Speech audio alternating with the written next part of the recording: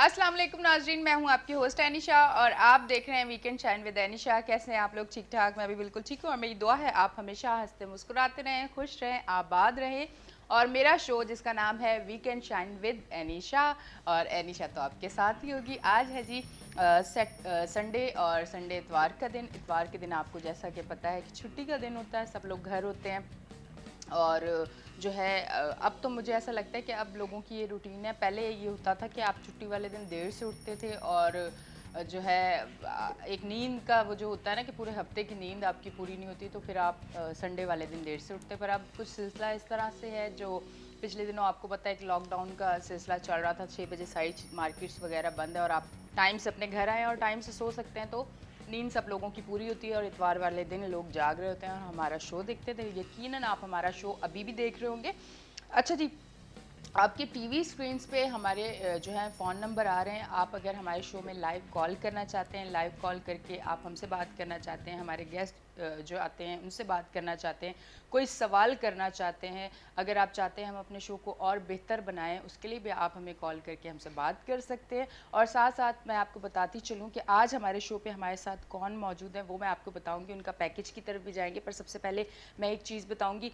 कहते हैं ना, ज़िंदगी के बहुत ज़्यादा मसले होते हैं। जब आप ज़िंदगी जी रहे हैं और लाइफ में हैं, तो आप बीमार भी होते हैं, परेशान भी होते हैं। कुछ बीमारियां ऐसी होती हैं जिनका हल हमें पता नहीं चलता कि हम आया किस डॉक्टर के पास जाएं, इसका इलाज क्या होगा, या हम यहाँ से इलाज करवा रहे हैं, ये इलाज बिल्कुल ठीक है या नहीं है। बाज़ दफ़ा हमें बहुत सारी चीज़ें समझ नहीं आ रही होती और हम सोचते हैं कि हमें क्या करना चाहिए। तो आज का हमने सोचा, बहुत सोच के हमने सोचा कि क्या आज का पहला सेगमेंट हमारा होना चाहिए। आज सुबह सुबह इतवार के दिन हमें क्या ऐसा करना चाहिए, तो हमने सोचा कि एक ऐसी शख्सियत को हम अपने पास बुलाएं, अपने शो पे बुलाएं। और ये बहुत मेरे लिए तो बहुत ज़्यादा जो है खुशी की बात है कि आज वो मेरे शो पे आए हैं और वो 1 घंटा मेरे साथ, हमारे साथ, आपके साथ लाइव होंगे। और हमारे जो मसाइल होते हैं, जो हमारी बॉडी में क्या मसाइल हैं, कौन सी बीमारी है, किसी भी बीमारी के हवाले से अगर आप कॉल करना चाहें, कॉल करके उनसे पूछना चाहें, अगर आप बहुत ज़्यादा परेशान हैं और आपको समझ नहीं आ रहा कि मैं क्या करूं, तो आप कॉल करके पूछ सकते हैं। हमारे साथ कौन शख्सियत है, वो किसी तारुफ के मोहताज नहीं है। सबसे पहले मैं आपको उनके पैकेज की तरफ लेके जाऊंगी, फिर मैं आपकी उनसे मुलाकात करवाऊंगी और बाकी जो फिर डिटेल में बात है वो उनसे करूंगी। तो आज का शो बहुत मज़ेदार होने वाला है, आपने बिल्कुल मिस नहीं करना और हमारा शो इसी तरह देखते रहना है और आपने हमारे साथ इसी तरह जुड़े रहना है। तो जाते हैं हम पैकेज की तरफ। प्रोफेसर डॉक्टर हकीम सैयद A.N. अस्करी का मुख्तसर खानदानी तारीखी पस मंजर। तिब्ब नबवी के मैदान में 11 पुश्तों से इल्मी और अदबी, सहाफती और इंसानी खिदमत सर अंजाम देने वाले दुनिया तिब के तारीखी खानदान का तारुफ पेश खिदमत है। मसीहुल हिंद यानी हिंदुस्तान का मसीहा, जिन्होंने मलका बरतानिया विक्टोरिया और इनके वालिद जॉर्ज हश्तम का इलाज उनकी दावत पर लंदन बिकंगम पैलेस में किया। आप प्रोफेसर डॉक्टर हकीम अस्करी मसीह उल हिंद जनाब हकीम सैयद महमूद अली शाह देहलवी के परपोते हैं। हिंदुस्तान और पाकिस्तान की 7 रियासतों सल्तनत उस्मानिया, हैदराबाद दक्कन, मालेरा कोटला, रामपुर स्टेट, लोहार स्टेट, सिंध की खैरपुर मेरस, खैरपुर स्टेट, सहारनपुर और जूनागढ़ स्टेट के शाही तबीब, जिनका खिताब था हाजी कुल हिंद यानी तबी स्कॉलर ऑफ इंडिया, हकीम सैयद जफरयाब अली शाह देहलवी के पोते तबीब शाही अमायदीन सल्तनत ईरान, अफगानिस्तान, उर्दन, पाक और हिंद के मुमताज शख्सियात के मुआलिज तबीबुल असर हकीम सैयद जफर अस्करी के फर्जंद वालिय रियासत नवाब जूनागढ़ के शाही मुआलिज, अमेरिकन क्वालिफाइड मुआलिज, चाइनीज, अरबी, इंडियन होम्योपैथ, नेचुरोपैथिक, आयुर्वेदिक, यूनानी और तिब्ब नबवी जदीद व कदीम तरीके इलाज के माहिर प्रोफेसर डॉक्टर हकीम सैयद अस्करी क़याम पाकिस्तान से कबल हिंदुस्तान में जद्दोजहद आज़ादी की सबसे बड़ी जमात खाकसार तहरीक, जिसके बानी मुजाहिद आज़म हजरत अल्लामा इनायतुल्लाह खान मशरकी थे, जिनकी क़यादत में अंग्रेज़ों से हुसूल आज़ादी की मज़ाहमती जंग मुसल्लह हुक्मरानों के खिलाफ बेलचों से लड़ी और जीती। आज़ादी की इस जद्दोजहद में शहादतें, कुर्बानियाँ और इंसानी खिदमात सर अंजाम देने वाली अल्लाह के सिपाहियों की वाहिद जमात खाकसार तहरीक जिसने अंग्रेजों को हिंदुस्तान छोड़कर भाग जाने पर मजबूर कर दिया। खाकसार तहरीक पाकिस्तान के मौजूदा कायद मुमताज शायर, अदीब और सहाफ़ी, इंसानी खिदमात पर मामूर प्रोफेसर डॉक्टर हकीम सैयद अस्करी। जी नाज़रीन, आपने पैकेज देखा होगा तो आपको काफ़ी हद तक समझ आ चुका होगा। आज हमारे साथ हमारे पास इस शो पे शख्सियत जो मौजूद हैं, आज हम उनसे बात करेंगे। कुछ सवालात हैं मेरे भी, कुछ मैं भी उनसे जानना चाहूँगी, और अगर आप भी उनसे जानना चाहते हैं, आपका भी कोई मसला है और आपको समझ नहीं आ रहा कि इसका हल क्या होगा और आया हमें करना क्या चाहिए और किस सिमत में जाना चाहिए, तो आप हमें लाइव कॉल कर सकते हैं। लाइव कॉल करने के लिए आपकी टीवी स्क्रीन्स पे हमारे फ़ोन नंबर है, तो मैं उनको वेलकम करती हूँ अपने शो पे। हमारे साथ मौजूद हैं प्रोफेसर डॉक्टर हकीम अस्करी साहब। अस्सलाम वालेकुम। जी वालेकुम सलाम कैसे हैं आप? वरहमतुल्लाहि वबरकातुहू। अल्लाह की रहमत है, करम है। अच्छा जी, सबसे पहला मेरा सवाल, जो शो स्टार्ट होते ही मैं सोच रही हूँ कि सवाल कर लूँ आपसे कि ये मसला जो है वो बहुत ज़्यादा है, और ये मसला मुझे लगता है कि हर लड़की का मसला है कि अमूमन वैसे लड़कियों के तो मसाइल बहुत ज़्यादा हैं, पर हार्मोन्स की जो प्रॉब्लम होता है जिसकी वजह से अक्सर लोगों का कहते हैं स्किन का भी प्रॉब्लम हो जाता है, वेट भी बढ़ जाता है, और भी काफ़ी सारी चीज़ें होती होंगी जो जी जी आप हमें बहुत अच्छे तरीके से बता सकते हैं। तो इन चीज़ों से किस तरह बचा जाए, क्या हमें करना चाहिए? और मैं देखने वालों को भी यही कहूँगी कि अगर आपके साथ कुछ ऐसे प्रॉब्लम चल रहे हैं जो क्योंकि अच्छा होता क्या है कि औरतों के मसाइल लाइव आके लोग स्क्रीन पे डिस्कस करते हुए थोड़ा सा वो करते, पर हमारे शो का ये था कि हमें इस चीज़ पे ज़रूर बात करनी चाहिए, क्योंकि बहुत ज़्यादा औरतें ऐसी भी हैं जो घर से नहीं निकलती, वो डॉक्टर्स के पास नहीं जाती शर्म से कि हम किस तरह से ये मसला डिस्कस करेंगे, हम किस तरह से बात करेंगे। तो मैंने बिल्कुल सोचा बिल्कुल। कि आज हम अपना लाइव जी हाँ। शो में ये करते हैं, और कॉल नंबर भी आ रहा है, आप हमें कॉल करके हकीम साहब से पूछ भी सकते हैं। जी हकीम साहब। जी,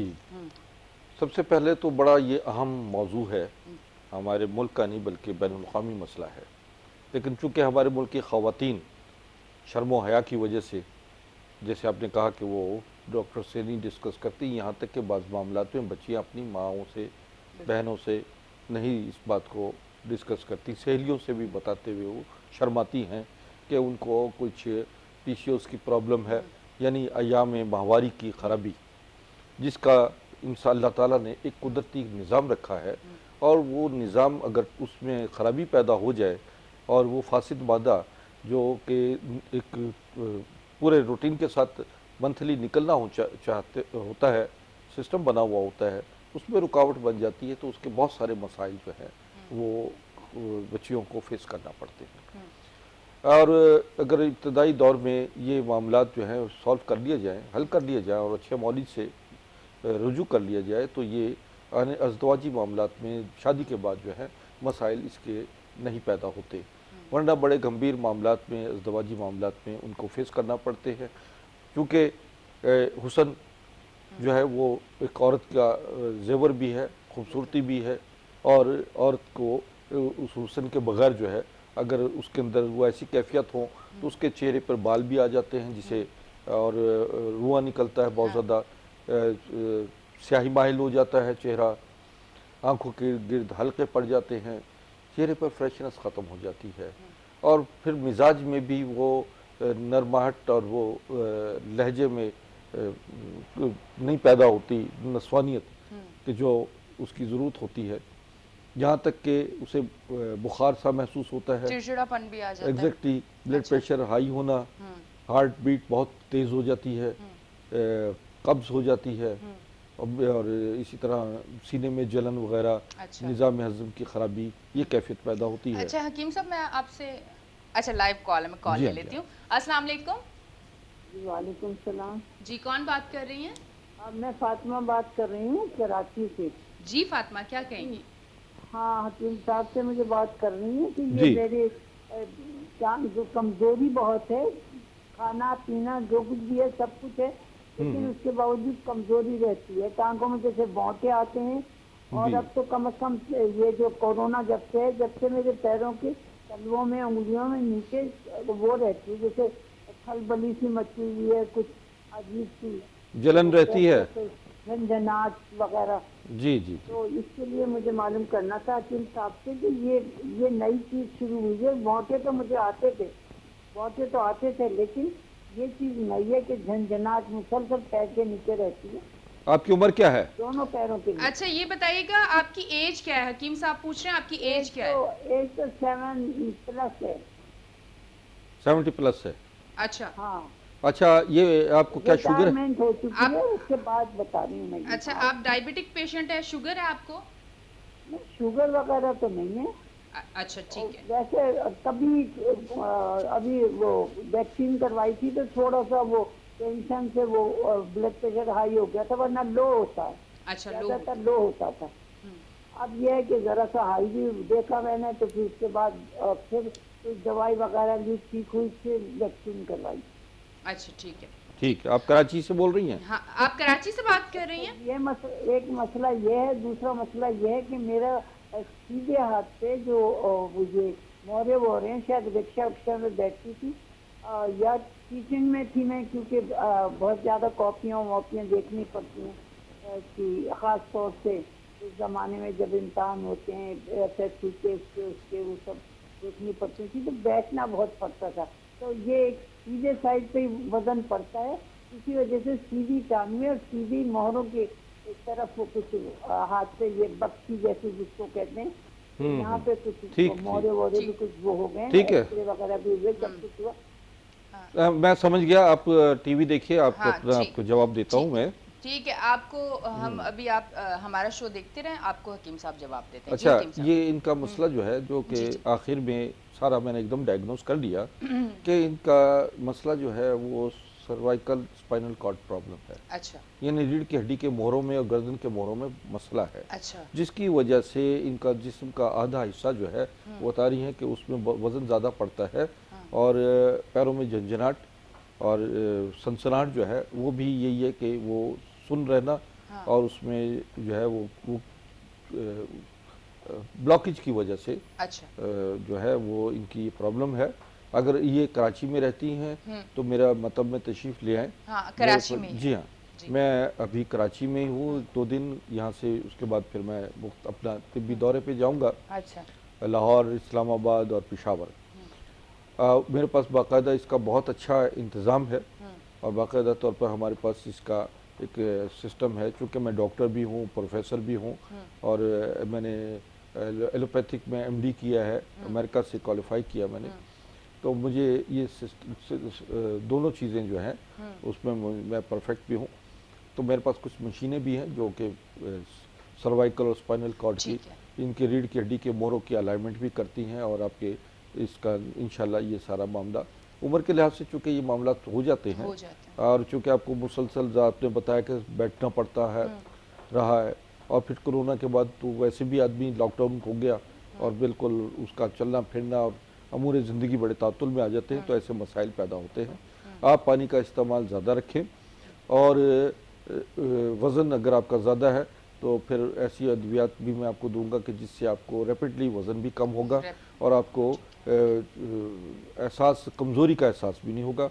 हमारी ये प्रोडक्ट है अस्करी स्मार्ट, अच्छा कि जो कि 5 से 7 किलो वज़न जो है वो 1 वीक में कम कर देती है। अच्छा मगर अच्छा मतलब इससे- अच्छा वो किसी एज की भी लड़की और लड़का जी हाँ, जी हाँ, जी हाँ। खा सकते हैं, ले बिल्कुल, सकते हैं, लेकिन कोई उसकी इशू नहीं है। खसूसियत यह है कि जी, किसी किस्म की नकाहत, कमज़ोरी या चेहरे पर जो मुरझा जाता है, अक्सर लोग ऐसे वेट लॉस की दवाइयाँ खाते हैं तो उनके अंदर बहुत सारी प्रॉब्लम्स हो जाती हैं। अच्छा वो प्रॉब्लम्स नहीं होती, बल्कि मरीज़ जितना वज़न कम होता चला जाता है, हशाश बशाश रहता है। अच्छा ठीक है, मतलब जिन लोगों को वेट भी कम करना हो तो वो भी ले सकते जी हाँ, हैं। जी। मतलब जो आजकल तो वैसे भी अगर मैं आपको बताऊं हर लड़की हर लड़के का यही शौक है कि हमारा वजन कम हो जाए, हम स्मार्ट नजर आए, हम खूबसूरत नजर आए, क्योंकि जब आपका वजन कम होता है तो आप खूबसूरत नजर आते हैं, आप जो कपड़े पहन रहे होते हैं वो आप पे सूट करते हैं और आपको बहुत प्यारा नजर आप आते हो और तस्वीर बनाते हुए आप एंगल चेंज नहीं करते कि मेरा वेट ज्यादा आ रहा है। Exactly, क्योंकि हकीम साहब exactly, जी, जी। आपके ऊपर कपड़ा खूबसूरत तभी लगता है कि जब आप फिट लगते हैं। बिल्कुल बिल्कुल, और देखिए मसाइल आजकल जो है की ना, बच्चियां बच्चे अगर आप देखें, मैं भी देखती हूँ, मेरा खुद रमजान में बहुत वेट बढ़ गया था, इफ्तार के टाइम कुछ ज्यादा ही खा लेती थी, तो इस वजह से हालांकि रमज़ान जो है उसमें तो आदमी का वजन जो है वो कम होना चाहिए, हाँ लेकिन अफ्तार में कुछ लवाजमत ज़्यादा हो जाती है, ज्यादा हो जाते जिसकी तो वजह फिर से वो खा लेते हैं। हाँ। तो ये है कि जिन लोगों का वेट ज्यादा है वो लड़के लड़कियां जिस एज के भी हैं वो ले सकते हैं, कोई मसला नहीं। बल्कि अगर आप कमजोरी भी आपको फील होती है तो वो आप लेंगे तो आप जो है अपने आप को तंदुरुस्त महसूस करेंगे, आप अंदर से स्ट्रांग होंगे और आप फिट नजर आएंगे, स्मार्ट नजर आएंगे और खूबसूरत नजर आएंगे। आप हमारा शो देख रहे हैं, आपकी टीवी स्क्रीन पे हमारे फ़ोन नंबर आ रहे हैं। इस टाइम हम एक छोटी सी ब्रेक पे जाएंगे, पर आप कहीं ना जाएं, हमारा शो देखते रहें। हकीम साहब हमारे साथ मौजूद हैं। अगर आपका कोई मसला है, आप हकीम साहब से बात करना चाहते हैं तो आप हमें ब्रेक से आते ही ज़रूर कॉल कीजिएगा। लेते हैं एक छोटी सी ब्रेक, मिलते हैं ब्रेक के बाद।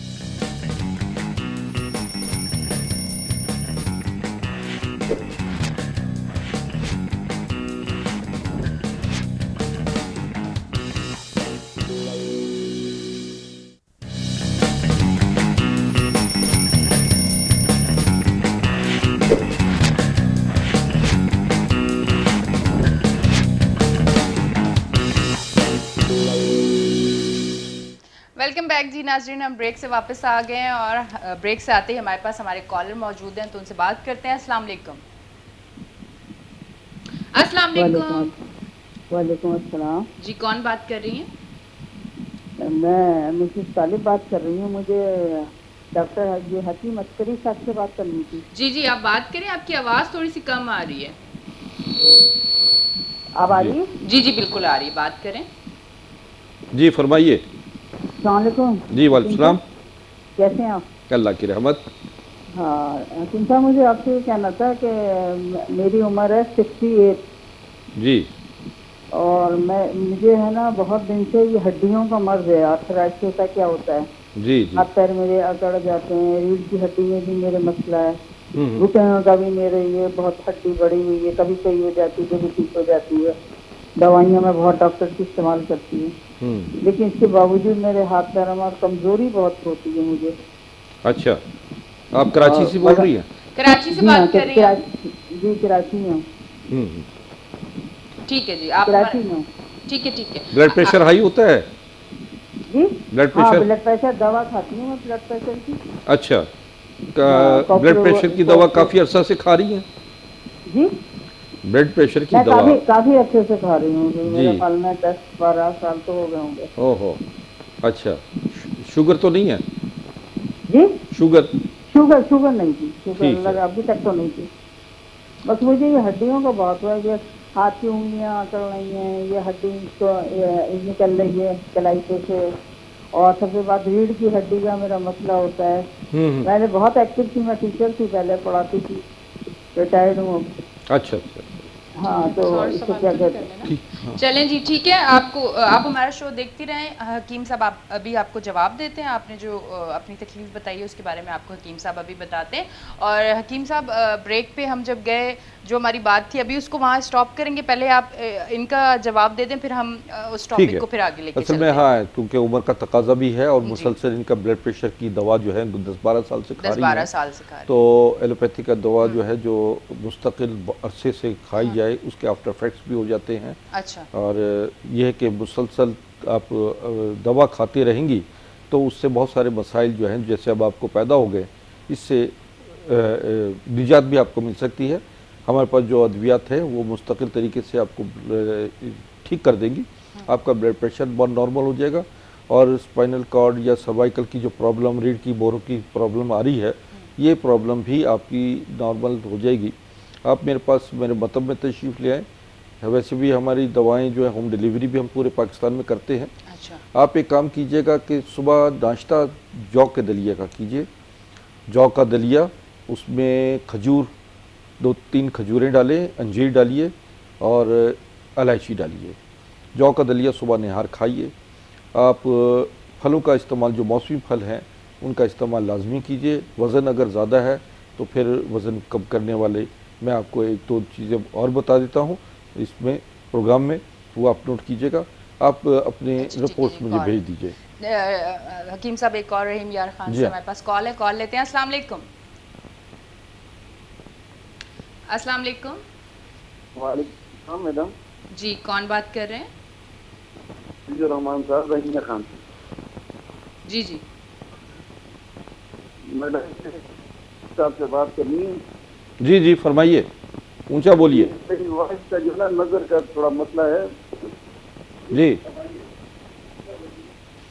अच्छा, आपकी आवाज़ कम आ रही है, आप टीवी का वॉल्यूम बंद करके बात करें, आपकी आवाज़ हमें कम आ रही है।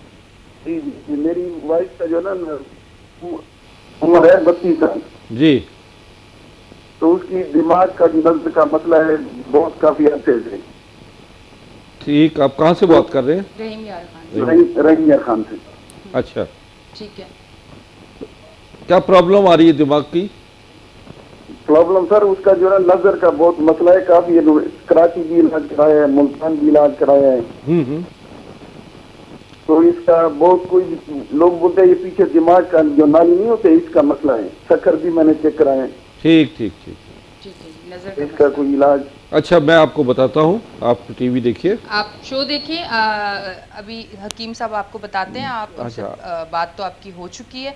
और जी हकीम साहब, अच्छा, इससे पहले जो खातून जी। बात हो रही थी उन्हें मैं यही कहूँगा कि वो अपनी रिपोर्ट्स लेकर मेरे पास आ जाइए। हाँ ठीक है। और या फिर दूसरा व्हाट्सएप कर दीजिए, नंबर मेरे चल रहे हैं। और जी रहीम यार खान से मोहतरम बोल रहे थे अपनी वाइफ के हवाले से, ये भी अपनी रिपोर्ट्स मुझे भेजें। इंशाल्लाह ये रिपोर्ट्स मैं देखूंगा और उसके बाद फिर मैं आपके लिए कोई दवा ऐसी सजेस्ट करूंगा तरीका इलाज। आपको होम डिलीवरी भी हो जाएगा यहाँ से।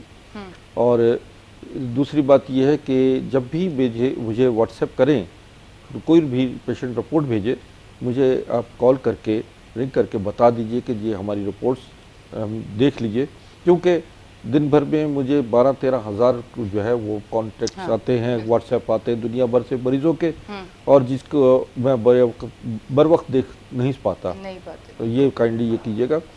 अच्छा, अभी बात हो रही थी हमारे कुछ खवातीन के हवाले से। जी अच्छा हकीम साहब, एक चीज़ मुझे याद आ गई। कहते हैं ना कि जब मौका मिले और फिर मौका इतना अच्छा मिले कि आपका हल आपको किसी मसले का मिल रहा हो, तो मुझे याद आ गया कि एक बड़ी अच्छी मेरी जानने वाली बहुत अच्छी मेरी दोस्त है, उनके साथ एक प्रॉब्लम था। वो बड़े अच्छे अच्छे हॉस्पिटल्स में भी गई जिनके बड़े नाम हैं, और वो बड़ी मतलब मुझे ऐसा लगता है कि अब वो समझती हैं कि मैं बिल्कुल ठीक नहीं होंगी। उनका मसला ये है कि उनकी जो है ना बेबी ट्यूब में वो कहते हैं फंगस हो चुका है, और वो डायबिटिक पेशेंट है, और डॉक्टर ने ये कहा है उनको। मतलब अक्सर ये होता है कि हम डॉक्टर से जब उम्मीद अगर डॉक्टर दे तो जीना आसान हो जाता है, और जब डॉक्टर ही ये कह दे कि ये ख़त्म नहीं हो सकता, अब आपने पूरी लाइफ इस फंगस के साथ रहना है, तो वो बहुत ज़्यादा परेशान है। और उन्होंने मुझसे एक बार 2 बार डिस्कस भी किया कि कभी आपके शो पे हकीम साहब आए तो मौका जाने नहीं देना। तो आज मैंने मौका जाने नहीं देना। आज आप बताएं कि इसका कोई हल होगा, आया वो भी अब चाहेंगी कि अब ज़िंदगी में कुछ ना कुछ बहारें आने वाली हैं। हाँ नहीं,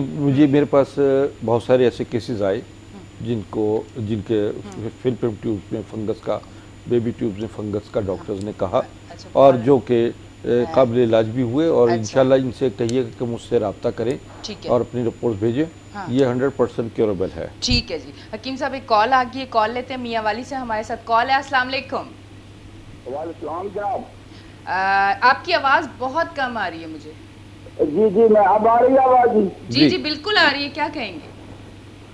मैं हकीम साहब से बात करना चाह रहा हूँ। जी जी फरमाइए। हकीम साहब, मैं ये मसला ये है कि मेरा दिल जो है ना दाएं तरफ है। क्या है आपका? हार्ट दाएं तरफ है, राइट साइड पर। राइट साइड पे दिल है इनका। अच्छा अच्छा, और मेरी एंजियोग्राफी हुई है लाहौर में, पाकिस्तान इंस्टीट्यूट ऑफ कार्डियोलॉजी जी जी लाहौर। जी। तो उसमें ये 3 साल कबल बताया गया था कि आपकी 3 वेसल बांध है, तो ऑपरेशन पे यूज किया गया था। तो मैंने ऑपरेशन तो नहीं करवाया, लेकिन दवाएं मुसलसल मैं खा रहा हूँ। तो अब सुना है कि कोई देसी अद्वियात, कोई ऐसी अद्वियात हैं कि जिससे वेन्स खुल जाती हैं। तो इस सिलसिले में आप अगर मेरी रहनुमाई करें तो सर, मेरी उम्र है तकरीबन 52 साल, और मेरा वजन भी सर 100 के करीब जो बढ़ गया है। तो सर मेहरबानी करें सर प्लीज। ठीक है, आप कहाँ से बात कर रहे हैं? वगैरह नहीं है। अच्छा ठीक है, मैं अभी आपको बताता हूँ आपका मसला, उसका हल इंशाल्लाह बताता हूँ। आप हमारा शो देखिए और टीवी स्क्रीन पे जो है ना आपके नंबर आ रहे हैं हकीम साहब के, आप उनसे वहाँ भी राब्ता कर सकते हैं। जिन लोगों को हकीम साहब ने कहा है कि व्हाट्सएप कर दें अपनी रिपोर्ट्स, वो हकीम साहब का नंबर जो टीवी स्क्रीन पे चल रहा है वो नोट कर लें और रिपोर्ट्स जो हैं वो हकीम साहब को सेंड कर दें, और साथ साथ एक कॉल करके ज़रूर बता दें कि हमने आपको अपनी जो रिपोर्ट्स हैं वो सेंड कर दी हैं, ताकि आपको जैसे कि पता है कि बहुत ज़्यादा जब हमें मैसेजेस और रिपोर्ट्स आई हुई होती हैं तो उस तरफ ध्यान नहीं जाता, तो आपने ये ज़रूर करना है। जी हकीम साहब, अभी जो कॉल आई है इस पे एक तो स्क्रीन पे मेरी कुछ प्रोडक्ट जो है वो नज़र आ रही होंगी आपको जी। ये प्रोडक्ट हम मार्केटिंग नहीं करते, ये ऑनलाइन जो है भेजी जाती हैं। हाँ। और दूसरी बात ये कि इन साहब ने अपने दिल के हवाले से बात की है। हमारे पास अल्लाह की रहमत है ऐसी अद्वियात मौजूद हैं कि जो कि मुस्तकिल तरीके से आपको दिल के मर्ज से निकाल देगी, और आपका ये दिल का मामला जो है आप कहते हैं बहुत हज़ारों लाखों में लोग होते हैं जिनका दिल जो है राइट साइड पे होता है, लेकिन आप इंशाल्लाह अपनी रिपोर्ट भेजें और मैं आपको इंशाल्लाह इसका बेहतरीन ट्रीटमेंट आपका कर दूंगा, आप मुस्तकिल तरीके से ठीक हो जाएगी। जी कॉल है? जी जी कॉल है हमारे पास, कॉल लेते हैं। अस्सलाम वालेकुम। वालेकुम सलाम। जी कौन बात कर रहे हैं? असलम बोल रहा हूँ बहन, मैं जरा इनसे बात करना चाह रहा जी था। जी बिल्कुल भाई जी फरमाइए असलम साहब। हकीम साहब आपको सुन रहे हैं, आप बात कीजिए। जी अस्सलाम वालेकुम। जी जी वालेकुम। मैं असलम अर्ज कर रहा था। जी जी मुझे मतलब कोविड हुआ था, उसके बाद तो आई माशाल्लाह फिट हूँ, जी। मगर ये है कि मुझे ब्लड प्रेशर, मेरी और मेरी बीवी को ब्लड प्रेशर है, मगर बहुत ज्यादा भी नहीं है, इतना वो भी नहीं ऊपर जाता, और शुगर भी बॉर्डर लाइन पे है इस वक्त दोनों की। ठीक। तो बस ब्लड प्रेशर की मैं गोली खा रहा हूँ, बैरिटेक ये को अप्रूवर खा रही है मेरी बेगम। अच्छा। तो मैं ये चाह रहा था कि तकरीबन साल 8-10 महीने हो गए बीपी अभी हुआ, माई एज इज 70 और मेरी बेगम की भी एज 68 है जी। तो मैं चाह रहा था कि कोई ऐसी दवा या हो जो हकीम वाली आप लोगों की जो बना रहे हो जी, तो वो ज्यादा बेहतर है मेरे ख्याल से। बहुत अच्छी बात आपने की है। और कोलेस्ट्रॉल के लिए भी जरा बता दे कि क्या है। ठीक है मैं आपको बताता हूँ। जी बहुत शुक्रिया, थैंक यू फॉर आपका टाइम लिया सर। आप कराची से ही बात कर रहे हैं? मैं भी कराची से ही बोल रहा हूँ। ठीक है मैं अभी आपको बताता हूँ। एक तो शुगर, कोलेस्ट्रॉल, और दूसरा इनका प्रॉब्लम है ब्लड प्रेशर। तो ब्लड प्रेशर की दवा जो है वो तो हमारे पास ऐसी है कि जो कि आप 1-3 महीने खा लें तो आपका ब्लड प्रेशर, शुगर और कोलेस्ट्रॉल नॉर्मल हो जाएगा। अच्छा। ये हर्बल मेडिसिन हैं, बड़ी नायाब जड़ी बूटियों से तैयार की गई हैं। वैसे आप घर में कुछ अमूर हैं जो मैं बताता हूँ कि उससे भी इस्तेफादा हासिल कर सकते हैं। वक्ती तौर पे आपको ब्लड प्रेशर कंट्रोल हो जाएगा। इसमें आप पनीर बूटी लीजिए, पनीर बूटी के 7 दाने रात को भिगोएं और सुबह निहार इस्तेमाल करें, उससे ब्लड प्रेशर भी कंट्रोल में हो जाता है और शुगर भी किसी हद तक कंट्रोल में रहती है। इसके साथ साथ जो है जो हमारी अस्करी ग्रीन प्रोडक्ट है वो दवा आप मंगवा लीजिए। उससे अस्करी ग्रीन F है, M है और शोग्रीन है। शोग्रीन शुगर को कंट्रोल करती है, अस्करी ग्रीन जो F है वो ब्लड प्रेशर को, और M जो है वो आपकी शुगर को कंट्रोल करेगी। ये आपको इससे जो कमज़ोरियाँ पैदा हो जाती हैं ब्लड प्रेशर से या शुगर से, हार्ट में भी कमज़ोरी हो जाती है और जिस्मानी तौर पर भी कमज़ोरी होती है, ये तमाम कमज़ोरियाँ रफ़ा हो जाती हैं और आपको मुस्तकिल तरीके से 3 महीने में के बाद जो है आप की शुगर भी नॉर्मल हो जाएगी, ब्लड प्रेशर भी 100% नॉर्मल हो रहेगा। आप और ये आप एंटी एजिंग है, यानी आप अपनी उम्र से 10, 15, 20 साल तक पीछे चले जाएंगे। आप कहेंगे कि जरा 20 साल पहले मैं इस तरह चलता था, जैसे अब मैं दोबारा चल रहा हूँ। तो ये दूसरा बात यह है कि आपको अगर कॉल नहीं है तो मैं तफसीली बता दूँ कि आपको जो है अपना वॉक करें, अपना वज़न अगर ज़्यादा है तो वज़न कम कर लीजिए, और कुछ रिपोर्ट्स हों तो मुझे भेज दीजिए, मैं रिपोर्ट्स देखकर आपको मेडिसिन होम डिलीवरी भी कर दूंगा। और इंशाल्लाह इसके लिए बेहतरीन तजावीज़ जो हैं, क्योंकि वक्त कम है हमारे पास, तो मैं आपको ऑनलाइन कॉल्स पर तजावीज़ भी दे दूँगा। ठीक है जी, बिल्कुल, क्योंकि हमारे शो पे आपको जैसे कि पता है कि मैं भी जो हमारा टॉपिक होता है उस पर भी डिस्कस कर रही होती हूँ, साथ साथ आपकी कॉल्स भी आ रही होती है, इसलिए डिटेल में नहीं बता सकते। हकीम साहब के नंबर टीवी स्क्रीन पे चल रहे हैं, आप डिटेल में कुछ पूछना चाहते हैं, बात करना चाहते हैं, हकीम साहब से मिलना चाहते हैं, वहाँ जाके अपनी प्रॉपर तरीके से जो है सारी बीमारी बता के और आप इलाज करवाना चाहते हैं, तो उसके लिए आपको जो है हकीम साहब का जो नंबर है उस पर उनसे बात करके वहाँ जा सकते हैं। जी अच्छा जी हकीम साहब, वो जो हम बात कर रहे थे जो आज का हमारा जी टॉपिक जी है, हमारा तो आज का हम उस मौजूद तरफ ही जो है वापस वो दोबारा आते हैं। नस्वानी प्रॉब्लम, जो ख़वातीन की प्रॉब्लम हाँ। है, हार्मोन्स की प्रॉब्लम है, माहवारी की प्रॉब्लम जिसे कहेंगे, मेंसेस प्रॉब्लम, तो ये प्रॉब्लम जो है ये बच्चियों में शादी से पहले अगर हो जाती हैं जी। तो उसकी वजूहात ये होती हैं कि एक तो वो जंक फूड और बाज़ारी चीज़ें, तली हुई चीज़ों का इस्तेमाल बहुत ज़्यादा करना, पराठे, निहारी और दीगर जो है ऐसी ग़िज़ाएँ जिससे आपका वज़न बढ़ जाता है, जिससे आपको या उस दौरान में बहुत ठंडी चीज़ें, आइसक्रीम खानी, बहुत ज़्यादा ठंडा पानी या एसी में बैठे रहना, तो ये भी प्रॉब्लम होती है। आप अपना वेट भी नॉर्मल रखें और ये है कि आपको जब भी ऐसी कोई प्रॉब्लम होती है तो फ़ौरन अपने मौलिज से रुजू करेंगे। ठीक है मेरे हकीम का साहब। कॉल है कोई? जी जी हकीम जी साहब हाँ। हमारे पास कॉल है, कॉल लेते हैं। अस्सलाम वालेकुम। हाँ जी, ये मैं अकील साहब से बात करनी थी। हकीम साहब आपको सुन रहे हैं, पर थोड़ी सी आपकी जो आवाज़ है ना वो कम आ रही है, तो आप थोड़ा सा लाउड बोलिए। जी जी, हाँ फरमाइए। बात कीजिए। आज ये शुगर के बारे में बता रहे थे, शुगर की दवाई का। आजकल ये तो कोरोना का आया हुआ है बुखार, उसके लिए कोई दवाई या कोई इस तरह की चीज़ बता सकते हैं? जी हकीम साहब। अच्छा, ये बच्चों को है या बड़ों को है? जी नहीं, बड़ों को, मेरे भाई को कोरोना हो गया, मतलब तकरीबन सबको ही बुखार, उल्टी और मतली, जिस्म में बहुत ज्यादा तकलीफ, मतलब टाइफाइड मेरी बहन को हुआ है, तो उसको कोरोना तो नहीं आया लेकिन टाइफाइड का उसको आया है। अच्छा लेकिन पूरे घर वाले बीमार हैं। उस बुखार के लिए या जिस्म दर्द के लिए कोई इस तरह की दवा बताते हैं? ठीक है, मैं अभी तो आपको ऑनलाइन हम मैं अभी आपको बताता हूँ कि आप जी क्या इस्तेमाल करें। तो आप टीवी देखिए, जी शो देखिए, मैं अब आपको बताता जी हूँ। हकीम साहब। अच्छा, इनका मसला जो है यही प्रॉब्लम आ रही है कि कोविड की असरात बॉडी में है, वो बता रही हैं। एक को टाइफाइड भी है। इसके लिए टाइफाइड को होता है, ये आंतों का इन्फेक्शन है, आंत में ख़ास बैक्टीरिया होता है अच्छा। जो जिसकी वजह से टाइफाइड रहता है। टाइफाइड पेशेंट को आप मिर्च, मसाले, गोश्त, अचार, चटनी ये इस्तेमाल ना करवाएं। ज़्यादा सब्जियां और फलों का इस्तेमाल करवाइए, दही खिलाइए। अच्छा, रोटी खा सकता है हाँ, टाइफाइड वाला पेशेंट या रोटी नहीं? भी नहीं बल्कि खिचड़ी, अच्छा जौ का दलिया, साबूदाना ये इस्तेमाल करवाएं। ठीक है और मुझसे इसकी अगर दवा मंगवा लें, जी, उन्होंने कहा हम जी ऑनलाइन हाँ, मंगवाएंगे। मंगवा लीजिएगा। दूसरा, मैं आपको एक कहवा बता देता हूँ जो बच्चों को जो बुखार जो हो रहा है उससे इंशाल्लाह बड़ा फाका भी हो जाएगा। नीम के पत्ते लीजिए, नीम के पत्ते 100 ग्राम, सुहांजना 50 ग्राम, मेथी दाना 10 ग्राम और पुदीना ताज़ा ये 21 पत्ते लीजिए। इसमें छोटी इलायची डालिए और दालचीनी, थोड़ी सी दालचीनी डाल के 4-5 कप डाल के इसको बॉईल करें। और सब आप जितने भी घर में बुखार के पेशेंट हैं वो सब सुबह, दोपहर, शाम 3 दफ़ा इसे इस्तेमाल करें। इसके अलावा आप मुझसे बाकायदा तौर पर ठीक है। अपनी रिपोर्ट भेज दीजिए और मैं आपको इसके लिए अच्छी ठीक है दवा जी भेज हकीम दूँगा। साहब हमारे पास कॉल है, कॉल लेते हैं। अस्सलाम वालेकुम। वालेकुम अस्सलाम। जी कौन बात कर रहे हैं? मैं रईस अहमद बात कर रहा हूँ लाहौर से। जी जी क्या कहेंगे? एक तो मुझे प्रॉब्लम है शुगर की। आपकी आवाज़ बहुत कम आ रही है भाई। अभी ठीक आ रही है बात? जी जी बोलें। अभी हाँ, मुझे शुगर की प्रॉब्लम है।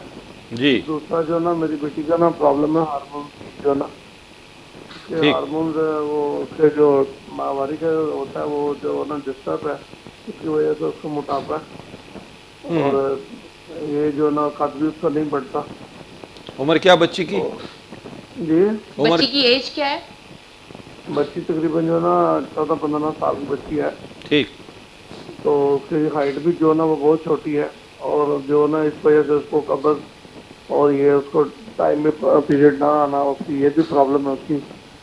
तो इस वजह से मैंने कीमत से मैंने बात कर दी है कि ये कोई दवा तजवीज़ करें, कुछ बात करें कोई। ठीक है तो जी। मुझे शुगर अभी है, हम वो इसी मौजू पे उसका बात कर रहे हैं।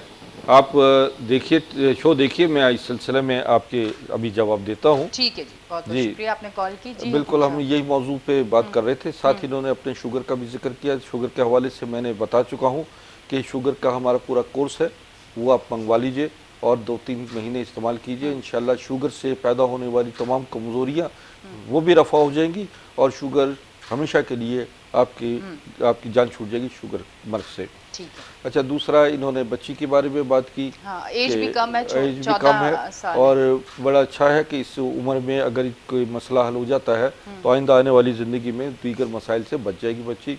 कब्ज़ का हो जाना, जैसे हम अभी जिक्र कर रहे थे, आपने स्टार्ट में ये बात शुरू में कहा था कि ऐसे बच्चों को कब्ज़ हो जाती है, मैदे की खराबी हो जाती है, रंग उनका स्याही माइल हो जाता है, चिड़चिड़ापन होता है और इसी तरीके से और दीगर कई मसाइल पैदा हो जाते हैं।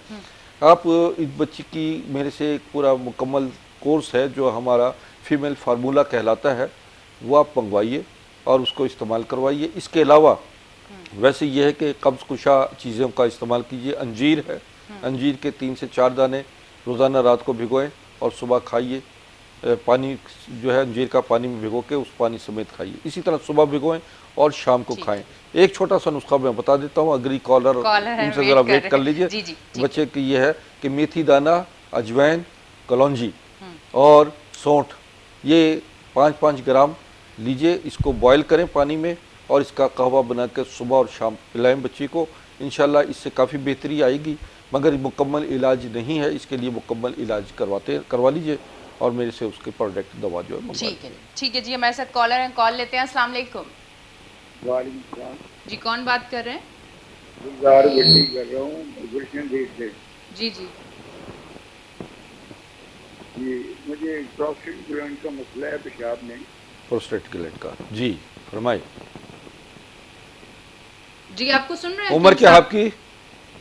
जी, प्रोस्टेट ग्लैंड में एज क्या है आपकी? मेरी 65। जी, आपने इस सिलसिले में कोई ऑपरेशन वगैरह करवाया नहीं? 65। अच्छा, आप जो है आपकी आवाज़ कम आ रही है, थोड़ा सा लाउड बोलेंगे ताकि हकीम साहब को आपकी आवाज़ सही तरह आ सके।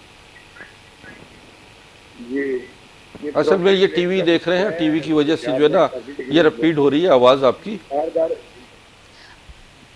ठीक है जी, सबसे पहले तो मैं एक बात कहूँगी कि जब आप हकीम साहब से बात करना चाहते हैं, कॉल करते हैं, हमारे पास टाइम लिमिटेड होता है, हमारी कोशिश होती है ज़्यादा से ज़्यादा कॉल ले लें, ज़्यादा से ज़्यादा सवाल के जवाब दे दें।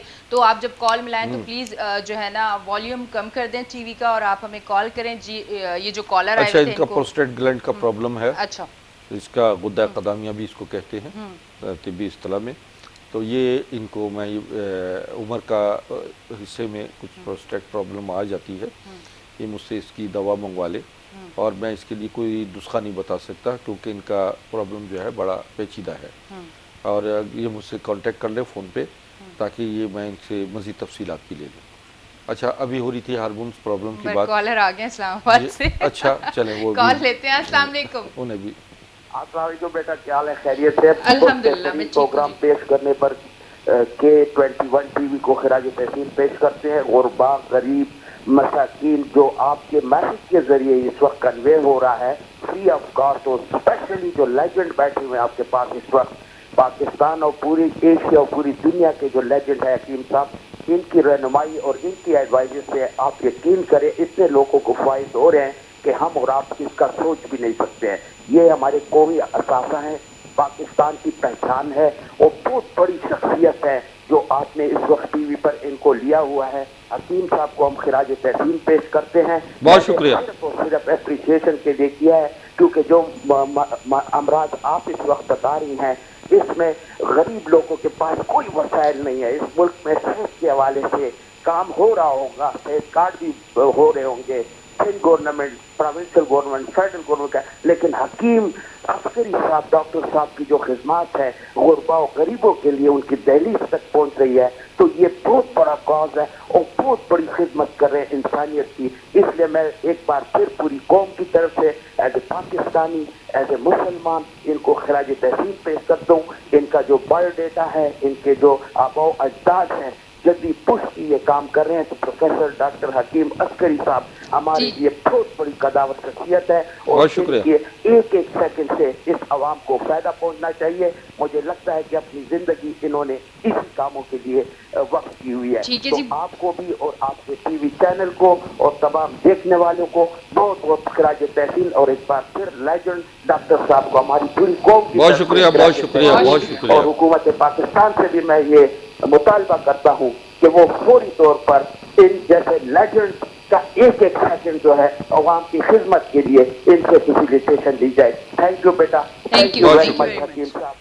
बहुत शुक्रिया, इनका मेरे लिए बहुत बड़ा एजाज़ है, इन्होंने बहुत अच्छे अल्फाज में बयान किया। वाकई बहरहाल अभी हम जो बात कर रहे थे उस सिलसिले में चूँकि वक्त कम है और मुकाबला सख्त है, हमें हमेशा यही होता है, टाइम कम होता है। मैं इन साहब का बहुत शुक्रिया अदा करता हूँ जिन्होंने मुझे याद दिलाया कि मैं क्या हूँ। मुझे तो ख़ुद पता नहीं था कि वाकई जो इन्होंने कहा मेरे बारे में अल्फाज इस्तेमाल किए हैं, मैं उनको खराज तहसीन पेश करता हूँ ऐसे लोगों को कि जो कम से कम आंखें खुली रखते हैं और लोगों को पहचानते हैं, उनकी कदर कीमत जानते हैं। और अच्छा, अभी बात हो रही थी इसी उसकी या वो प्रॉब्लम हार्मोनल प्रॉब्लम्स की जो बच्चियों को लाक हो जाती हैं, जो कि देखिए वैसे शादी से पहले बच्चियों को जब माएँ देखने जाती हैं अपने बेटों के लिए तो उनकी बड़ी ख्वाहिश होती है कि बड़ी खूबसूरत, हसीन, हूर, दुबली, पतली, स्मार्ट, समझे ना। तो ऐसी हो, वो जब घर लेकर आती हैं बच्ची को तो बच्ची 1 साल के बाद भैंस बनी हुई होती है, समझे ना। वो देवी की बजाय देव नजर आती है, समझे। उसकी बड़ी वजह क्या होती है, एक तो ये कि जिस शादी से पहले जितनी वो कॉन्शियस होती है अपने आप को दुबला पतला स्मार्ट रखने के लिए, शादी के बाद समझती है कि बस हमारा फर्ज पूरा हो गया, अब शादी होगी, खाओ पियो ऐश करो। लेकिन असल काम तो, असल मरहला तो आपकी शादी के बाद शुरू होता है, क्योंकि फिर लोग पूछते हैं कि कोई खुशखबरी सुनाओ। फिर आप खुशखबरी आपकी बहुत देर लेट हो जाती है, क्योंकि आप मोटापे की वजह से आपका हार्मोनल प्रॉब्लम हो जाता है, आपके अंदर वजन बढ़ जाता है और आपको कंसीव करने में भी प्रॉब्लम हो जाती है। यही मर्दों का भी यही हाल होता है कि दुबला पतला स्मार्ट बच्चा जो है वो कुछ अरसे के बाद जो है वो अच्छा खासा हैवी ड्यूटी मर्द नजर आता है, लेकिन पीछे क्या मामलात होते हैं वो यही होते हैं कि औलाद की नेमत से महरूम रहते हैं, अफजाइश नस्ल से महरूम रहना, क्योंकि ये बहुत बड़ा एक मरहला होता है। शादी के बाद आप वो अपने आप को वैसे ही स्मार्ट रखें, वैसा ही अपने आप को कॉन्शियस रखें, क्योंकि आपको औलाद पैदा करनी और बेहतरीन नस्ल पैदा करनी है, तो उसके लिए आपको फिट रहना बहुत ज़रूरी है। तो इस मामले को बड़ा रखिए, आप इब्तदाई स्टेज पे भी शादी से पहले भी रब्ता रखें हमसे, ताकि आपको सिर्फ अद्वियात से ही हम नॉर्मल कर दें। कुछ अद्वियात ऐसी भी हैं कि जो आर्टिफिशियल दी जाती हैं वक्ती तौर पर, उससे हार्मोन आ जाते हैं, अय्याम माहवारी आ जाती है, वो जब तक दवा खाती रहती है बच्ची, और लेकिन उससे आगे प्रॉब्लम्स क्या होती हैं वो बड़ी भयानक प्रॉब्लम होती हैं कि जो कि उनको फेस करना पड़ती हैं, क्योंकि बाद में वो मामलात जो हैं वो फाइब्राइड्स की सूरत में या सिस्ट की सूरत में, पॉलिसिस की सूरत में नज़र आती हैं। जब वो टेस्ट करवाती हैं और डॉक्टर कहते हैं कि जी आपकी जो है यूट्रस निकाली जाएगी या उसमें इन्फेक्शन हो गया है, सिस्ट हो गया है, आप औलाद पैदा करने के काबिल नहीं है, ऐसे तमाम बच्चियाँ जो हैं वो मुझसे रब्ता कर लें। और इंशाअल्लाह ताला ये कुछ अद्वियात हमारी जो हज़ारों नहीं लाखों अफराद पर, जो हमारे ख़ानदानी नुस्खा जात हैं वो लाखों अफराद पर जो है वो इस्तेमाल हो चुकी हैं, उनको फ़ायदा दे चुकी हैं। तो आप इंशाअल्लाह, मैं कहता हूँ कि मैं चूँकि ख़ुद एक मौलिज हूँ और मेरे पास ऐसे बड़ी बच्चियाँ आती हैं जो कि हाथ से बाज़ बच्चियों का वक्त भी गुजर जाता है और वो 30-40 साल से ऊपर हो जाती हैं, जबकि 40 साल के बाद जो है वैसे भी हार्मोन्स का एक कुदरती निज़ाम जो है वो ख़त्म हो जाता है। तो हम उन्हें कह देते हैं कि नहीं ऐसा नहीं होता, लेकिन फिर भी हम कोशिश करते हैं। बाज़ ख़वातीन का ये होता है कि उनका हार्मोन सिस्टम सही हो जाता है और वो आखिरी उम्र के हिस्से में, जवानी के उम्र के हिस्से में भी वो औलाद पैदा कर लेती हैं।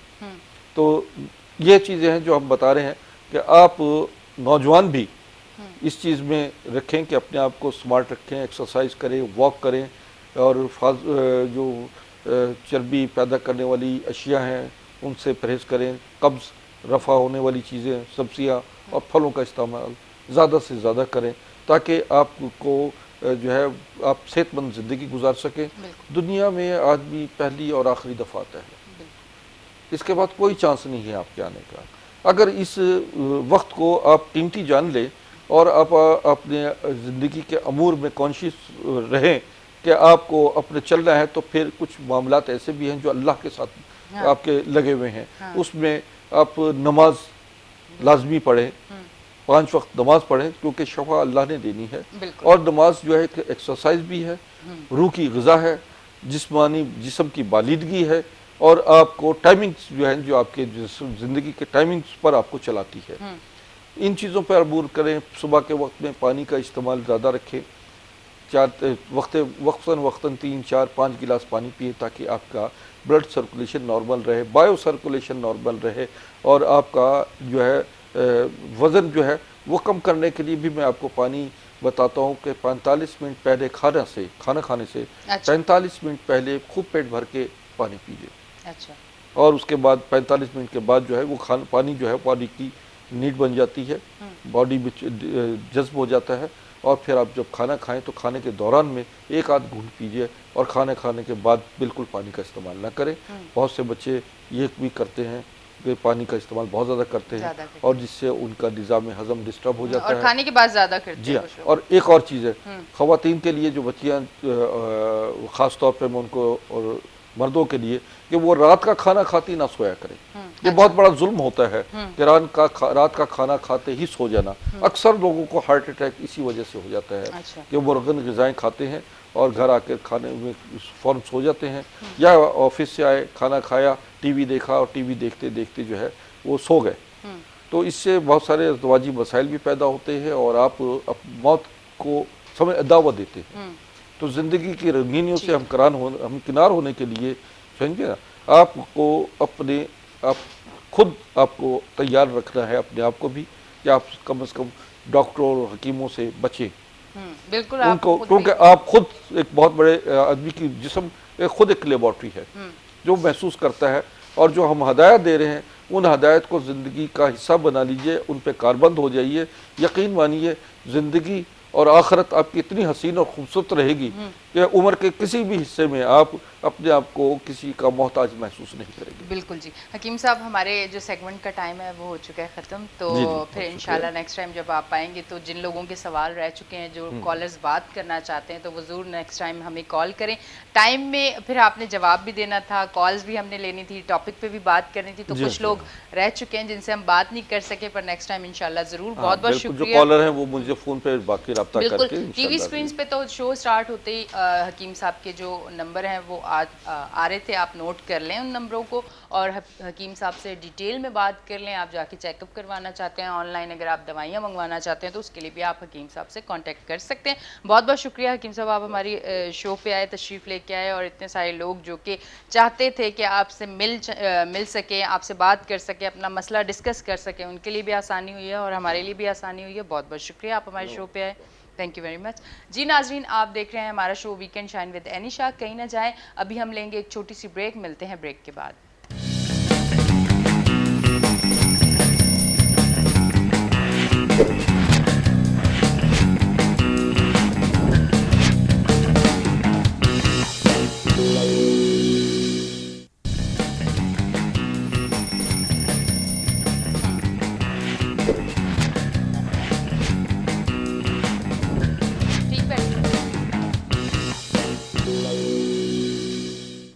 वेलकम बैक जी नाजरीन, हम ब्रेक से वापस आ गए हैं और आप देख रहे हैं हमारा show weekend shine with Anisha. मैं हूं आपकी होस्ट एनिशा, और आप ब्रेक से पहले देख रहे थे हमारे साथ मौजूद थे हकीम साहब, और जो है हम आपके साथ जो है बहुत जो है ज़बरदस्त किस्म का एक जो पहला सेगमेंट है वो मैंने आपके साथ किया, बहुत ज़बरदस्त किस्म का, और यकीनन जो है ये भी सेगमेंट आपको बहुत ज़्यादा पसंद आने वाला है। 9 से 11 मैं आपके साथ होती हूँ, लाइव होती हूँ, हमारे साथ हमारे गेस्ट मौजूद होते हैं, और आपके साथ इसलिए होती हूँ कि आप हमारे साथ लाइव कॉल पे होते हैं। आपकी टीवी स्क्रीन पे हमारे फ़ोन नंबर आ रहे हैं, अगर आप हमें लाइव कॉल करना चाहें तो कर सकते हैं, मुझसे बात कर सकते हैं।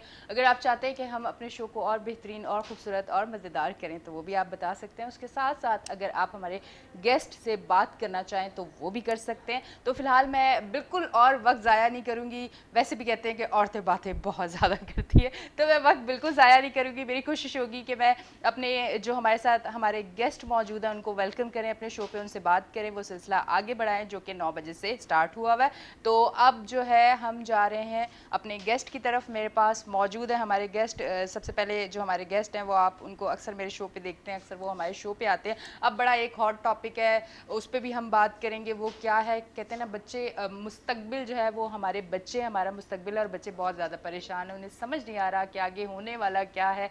वो अच्छा, बच्चे ज़्यादा किस चीज़ पे खुश हुए, मैं उस पर थोड़ी सी बात करूँगी, फिर गेस्ट की तरफ आऊँगी, ज़्यादा बात नहीं करूँगी कि हाँ एग्ज़ाम होंगे, क्यों होंगे, नहीं होने चाहिए, अच्छा नहीं होंगे, अच्छा अब तो होंगे ही होंगे, मतलब कौन सी चीज़ बिल्कुल ठीक है, ये आज मैंने इनसे बात करनी है, इसीलिए हमने इन्हें बुलाया और उनके साथ जो है कराची के मसाइल पे भी हम बात करेंगे, कराची के हवाले से भी बात करेंगे। जैसा आपको पता है कि मैं K21 पे हूँ और K21 कराची की आवाज़ है, और हमारे साथ हमारे सबसे पहले जो गेस्ट मौजूद हैं वो तजिया निगार हैं, और आप यकीनन उनको जानते होंगे, अक्सर चैनल्स पे वो आप उन्हें देखते होंगे। आज हमारे साथ हमारे शो पे मौजूद है, उनका नाम है मुबशिर मीर। अस्सलाम वालेकुम।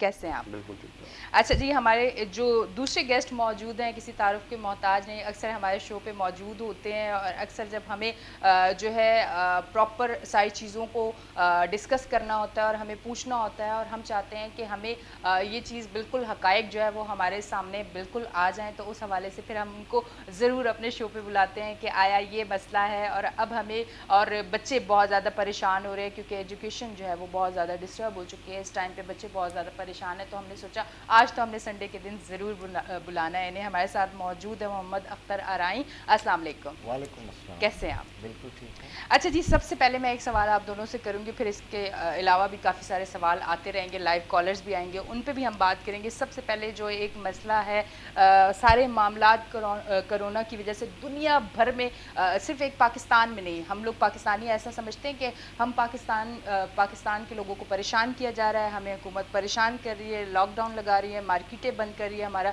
कारोबार तबाह हो गया, एजुकेशन जो है उसके मामलात ख़राब हो गए, और ये सारी चीज़ें हम लोग सोच रहे हैं। अब जो मेन चीज़ है, बच्चे बहुत ज़्यादा परेशान हैं कि पिछले साल भी जो हुआ और इस साल बच्चों को उम्मीद है कि शायद वो हो जाए तो वो ज़्यादा बेहतर है, तो उस पर हम आज आपसे बात करें। वो क्या हो जाए, बच्चों को मतलब क्या बच्चों को क्या उम्मीद है? मैंने स्टार्ट ब्रेक से आते ही इतनी बड़ी बात की समझे ही नहीं आप, मैंने ये ज़बरदस्त आज का हो गया। एग्ज़ाम होने वाले हैं, नहीं होने वाले, डेट आ चुकी है, नहीं आई, या आगे क्या होने वाला है, इस पे हम आपसे बात देखें, इसमें तो एक बड़ी वाज़े किस्म की बात जो है मेरा ख्याल है शफकत महमूद साहब ने एक दफ़ा की है, तो ऑलमोस्ट मीडिया में तो सारी आ चुकी है, इसमें अब आवाम तो है नहीं। उन्होंने कहा है जो 9th 10th और 11th और 12th की ये अब वैसे प्रमोट नहीं होंगे, ये तो कैटेगरिकली मेरा ख्याल है सब नहीं सुना है। तो अब इसमें बच्चों को तो इम्तिहान की तैयारी करनी चाहिए। अब इसमें वो नहीं है कि ना ही तो पेरेंट्स को इसमें कोई उलझन होनी चाहिए, ना किसी स्कूल के हवाले से है, ना स्टूडेंट्स को होनी चाहिए। कैटेगरिकली कह दिया गया है कि ये देखें पिछले साल बहुत ही एकदम ये बीमारी आई थी और पूरी दुनिया को एकदम जो है वो शॉक में हो गया था सारा, और खौफ भी जो था उसका लेवल भी बहुत हाई था। इस साल की निस्बत जो है खौफ का लेवल बहुत हाई था और समझ नहीं आ रही थी कि इसको हैंडल कैसे करना है। आहिस्ता आहिस्ता आहिस्ता जो है वो कौमें सीख जाती हैं कि जब क्राइसिस आता है तो वो सीखते सीखते ये सूरत हाल हुई कि आपने चले उस वक्त तो कर दिया, ठीक है, लेकिन एक इंटरनेशनल इमेज होता है हर मुल्क की ना, जो उसकी पॉलिसीज होती हैं, तो हमारा इमेज ये नहीं होना चाहिए दुनिया में कि इनके स्कूलों में एग्ज़ाम ही नहीं होते।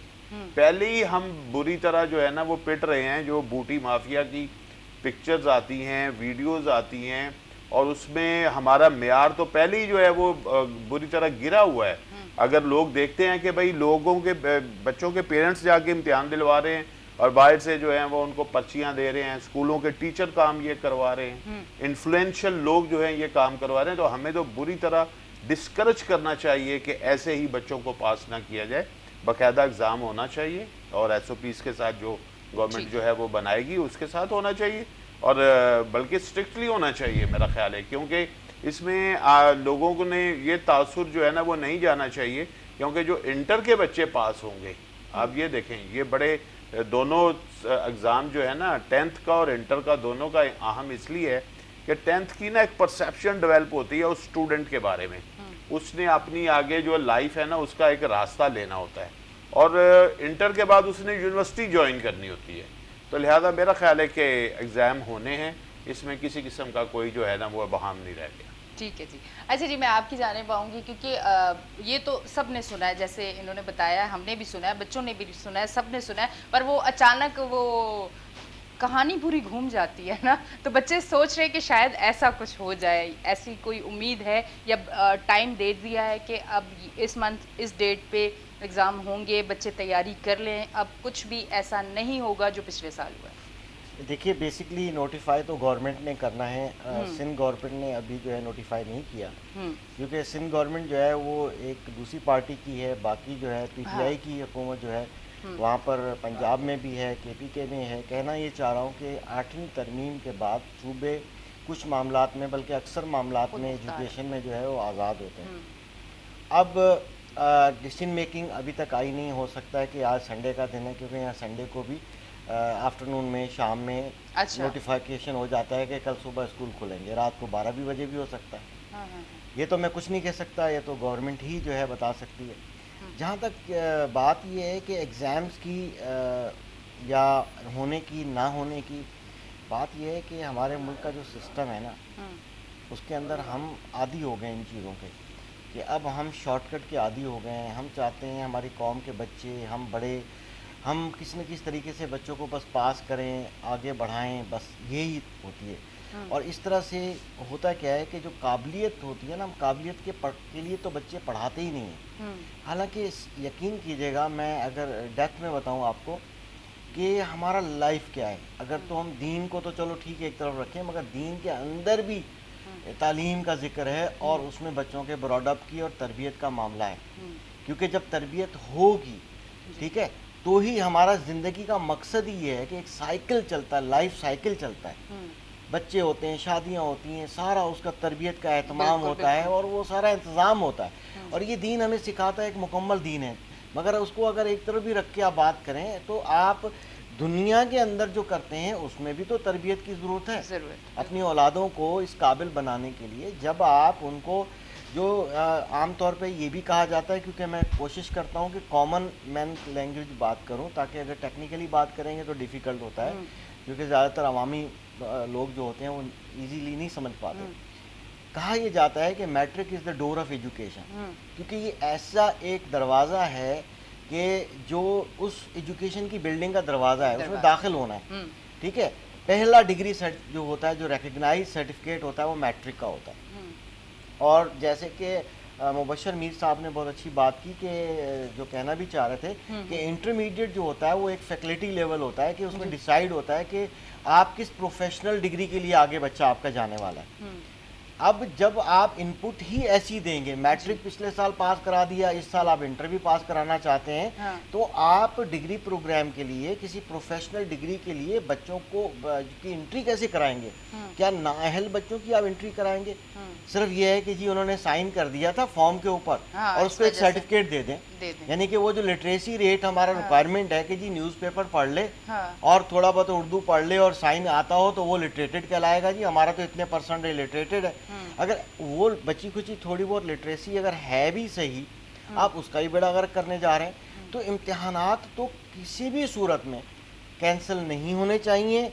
अगर कर दिए तो जो रही कोई उम्मीद है या थोड़ी बहुत उम्मीद है वो भी बिल्कुल डूब जाएगी। मगर एक और बात भी है, और बात आप ये देखें ना कि हम इस वक्त ज़र माश कमाने, जो माशी नुकसानात इस वक्त कौम को फेस करने पड़ते हैं, जब आप आज के दौर में भी जॉब्स नहीं हैं, आज के दौर में भी डिग्री ज़्यादा लोग धिक्के खा रहे हैं। आप बताइए कि ये तो वो बैचेस होंगे 2-3 जो कि धिक्के क्या खाएंगे, तो इनको तो प्राइमरी पास भी नहीं कहेगा। ठीक है, तो जो डॉक्टर बनते थे वो नाअहल होंगे, इंजीनियर बनते हैं वो नाअहल होंगे, तो खुदारा ऐसा ना करें। जो दूसरी बात बताने वाला था वो एक शोशा छोड़ दिया गया है। मैं शोशा इसलिए कहूँगा, बेशक हमारे वफाकी मिनिस्ट्री इस बात को बुरा महसूस करे, मेरे हिसाब से तो कौम को किसी लाल बत्ती के पीछे लगा दिया जाता है। कोई बयान आ जाता है इलेक्टिव पेपर का होगा कंप्लीट, भाई ऐसा कैसे पता चलेगा? क्या कोई बच्चा होता है वो इंग्लिश में अच्छा होता है, कोई किसी जगह होता है उसकी डिग्री, उसकी ग्रेड अच्छा बन जाता है, हो सकता है किसी इलेक्टिव के अंदर उसके मार्क्स कम आ जाएं, उसका हक मारा जाए। क्योंकि जब हक मारा जाएगा, उसकी परसेंटेज अच्छी नहीं होगी, तो वो किस प्रोग्राम के लिए जो है वो क्वालिफाई कर पाएगा। तो पेपर हो सबके हों, आपने थोड़ा श्रिंक कर दिया, आपने कंडेंस कर दिया सिलेबस, अच्छा काम किया, मगर पेपर लें, ईमानदारी से लें, तमाम सब्जेक्ट का लें। आप चंद का लेंगे, उस पर आप इनको डिग्री दे देंगे, तो ये भी गलत बात है। ये भी गलत बात है। अब वो एक मौजू बन चुका है, जहाँ देखें सिंध के अंदर ये बात अभी तक नहीं हुई, मगर सिंध वाले सब ये कह रहे हैं। तो ये जो बातें इस तरह से निकलती हैं ना, अवाम को इंगेज कर दिया जाता है। और कुछ नहीं करते हैं बच्चे। यकीन कीजिए पिछले 3 माह स्कूल खुले, दो माह स्कूल खुले थे बीच में जो अप्रॉक्सीमेटली, इसके अंदर 3 दिन जब बच्चे आते थे तो 3 दिन के अंदर 10% से लेके 50% तक की अटेंडेंस रही है पूरे पाकिस्तान की। ये मैं all Pakistan private school federation का सूबाई सदर होने के नाते से मैं एविडेंस के साथ ये बता रहा हूँ। और ये वालिदैन को पता है कि बच्चे वालिदैन को ऐसे ऐसे एक्सक्यूजेस देते हैं, ख़ासतौर पे ये सेकेंडरी टाइप के जो बच्चे होते हैं जो 8, 9, 10 वाले, ऐसा उनको घुमाते हैं। और माँ बाप जो हैं वो बेचारे ब्लैकमेल होते हैं अपने बच्चों के लिए। ये खुदा ना खास्ता कुछ ये कर ना बैठे, कहीं चला ना जाए और वगैरह वगैरह, वो बाकी बातें नहीं करनी चाहिए, तो वो बेचारे ब्लैकमेल होते हैं। तो उनका फिजिकल क्लास लेने का मूड ही नहीं है, ऑनलाइन तो उनकी अटेंडेंस होती ही नहीं है।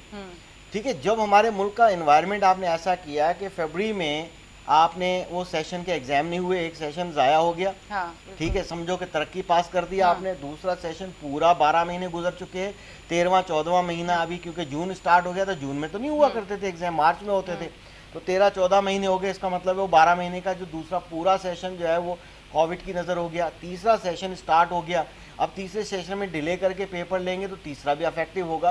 तो बात यह है कि आप कर क्या रहे हैं, ऐसी पॉलिसीज बना रहे हैं, खुदारा आप कम से कम कंफ्यूजन तो पैदा ना करें। आप एक दो टोक पॉलिसीज बनाएं और स्ट्रेट फॉरवर्ड बनाएं, मगर कोई इस तरह का कारोबार है, मुझे तो समझ में नहीं आ रहा कि तबाही सबसे ज़्यादा तालीम की हो रही है और ज़रा माश की हो रही है। और माशी तौर पे ना खाने को मिलेगा ना पढ़ने को कुछ मिलेगा। 2 ही चीज़ें होती हैं जो ज़िंदगी में इंसान को काम आती हैं। माँ बाप निकलता है, ये बैठे आपके व्यूअर इस वक्त जो सुन रहे हैं, ये सुबह आज आराम कर रहे होंगे घर पे, मगर आज भी कोई मेहनत करने के लिए निकला हुआ होगा, उसको अपने बच्चे का पेट भरना होगा। मुझे 1 मिनट दीजिएगा ये बात कहने के लिए कि वो आज भी काम पे निकला होगा। अब सुबह वो तैयार होके कौन सी दौलत कमाने जाते हैं, ज़रा माश। बिल्कुल। अब तो इस कोविड की वजह से वो ज़रा माश मुश्किल कर दिया। बिल्कुल। जो 2 रोटी कमा के पेट भरता था उसको आधी रोटी शायद नहीं मिल रही है। ठीक है, दूसरे जो बच्चे तैयार होकर सुबह सुबह स्कूल जाते थे वो इल्म की दौलत कमाने जाते थे, दौलत तो कमाने दोनों जाते थे। माँ बाप जो है वो ज़रा माश वाली यानी कायदे आज़म वाली दौलत कमाने जाते थे और बच्चों का पेट भरने के लिए, और बच्चों को तैयार करके भेजते थे स्कूल में इल्म की, सच्चे इल्म की दौलत कमाने के लिए। सच्चा इल्म तो वो कमाते नहीं थे, और वो नकली नोट यानी कि नकली डिग्री ले ली बाद में या एग्जाम दे दिया, तो वो ना उनके सच्चा इल्म होता तो काम आएगा। डिग्री तो डिग्री असली हो या नकली हो, हमारा सिस्टम ही ऐसा है। तो मैं इसको मुख्तसर करते हुए ये कहूँ कि हमें हमारे पेरेंट्स को इस बात का एहसास हो जाना चाहिए, स्कूलों से राब्ता रखें, कोशिश करें इस बहरान से हम निकलें, इंशाल्लाह हौसला बुलंद रखें, बच्चों को पढ़ाएं, मोटिवेशन करें। ये बची खुची जो है ये इनका फ्यूचर इल्म की दौलत से ही बनता है। जब इल्म की दौलत ही 2 नंबर होगी तो उसके बाद होगा क्या, सिंपल सी बात है। और किसी भी देखें, कल पेरेंट्स एसोसिएशन ने जो है कुछ इस तरह की बात की है, वो 25A आर्टिकल का जो गवर्नमेंट से हक लेना होता है कि गवर्नमेंट स्कूल से इस अंदाज के अच्छे बना दो ताकि प्राइवेट सेक्टर न रहेगा बांस न बजेगी बांसुरी। मैं तो खुद कहता हूँ आप करें, ये मयार करें ना, आप करें तो हम स्कूल बंद कर देते हैं। ये तो प्राइवेट सेक्टर 25A की जो क्वालिटी एजुकेशन 16 साल की उम्र तक आपकी जिम्मेदारी थी और है, उसमें आपका के साथ कांधा मिला के बल्कि वो बोझ उठा के बैठे हुए। पर अख्तर राही साहब, मैं आपसे एक बात ये करना चाहूँगी कि दूसरा साल है, मैं ये बात करके फिर ब्रेक पे जाऊँगी, वापस आके आपसे जवाब ज़रूर लूँगी। दूसरा साल है, दुनिया में सिस्टम एक बन गया है, हम लोगों के पास अभी तक कोई सिस्टम नहीं बना। हमें सिर्फ एक चीज़ का पता चल चुका है कि हमने 6 बजे तक, 5 बजे तक, 8 बजे तक लॉकडाउन करना है, हम लोगों ने मार्केट्स बंद कर देनी है, हमने हॉल्स बंद कर देने हैं, हम लोगों ने बच्चों को स्कूल से जाने से रोक देना है। जिस तरह पिछले साल आपने प्रमोट कर दिया बच्चों को, इस साल भी कुछ सिस्टम समझ नहीं आ रहा कि क्या होने वाला है, हम लोग सिस्टम बना ही नहीं पा रहे। तो इस तरह से किस तरह चलेगा लाइफ, कब तक हम इस तरह से लेके चलेंगे? कोरोना तो अब हमारे साथ रहेगा ना, उसने जाना नहीं है, वो हमारे साथ रहेगा, पर हम जीना भी सीख रहे हैं, हम बाहर भी जा रहे हैं, हम खुद से मास्क लगाते हैं, हम खुद से लोगों से दूर रहते हैं। पर जो इदारे हैं, जो गवर्नमेंट है, वो इस तरफ क्यों नहीं आ रही, वो एक सिस्टम क्यों नहीं बना रही? जो हमारे मुस्तकबिल, हमारे बच्चे हैं, जो हमारे कारोबार ख़राब हो रहे हैं, जो लोग फाका कशी से मर रहे हैं, उनके लिए क्या होगा, ये सिस्टम कब बनेगा? इस पर मैं आपसे बात करूंगी ब्रेक के बाद। लेते हैं एक छोटी सी ब्रेक, मिलते हैं ब्रेक के बाद।